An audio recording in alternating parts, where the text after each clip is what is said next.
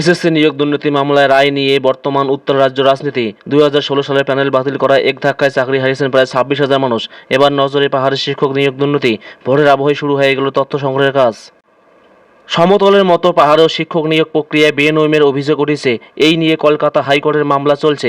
এবার জানা গেল কালিম্পং ও দার্জিলিং পাহাড়ের প্রাথমিক শিক্ষক শিক্ষিকাদের নিয়োগ সংক্রান্ত তথ্য সংগ্রহ করার কাজ শুরু হয়ে গেল।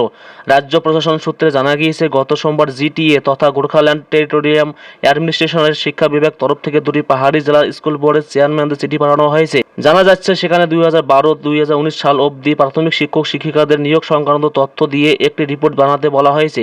কী কী নথি জমা করা হয়েছিল, অস্থায়ী শিক্ষিকাদের কিভাবে চাকরি দেওয়া হয়েছিল, সেই সব কিছু চেয়ারম্যানদের রিপোর্ট বিস্তারিত উল্লেখ করতে বলা হয়েছে।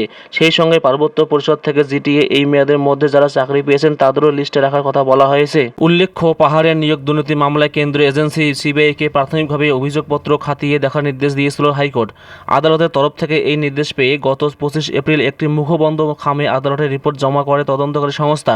জিটিএ এবং সরকারের তরফ থেকে অনুমান কয়েকদিনের মধ্যে কিংবা আগামী শুনানিতে এই বিষয়ে তথ্য চাইতে পারে আদালত। ইতিমধ্যে রাজ্যের তরফ থেকে একটি হলফনামা জমা করা হয়েছে।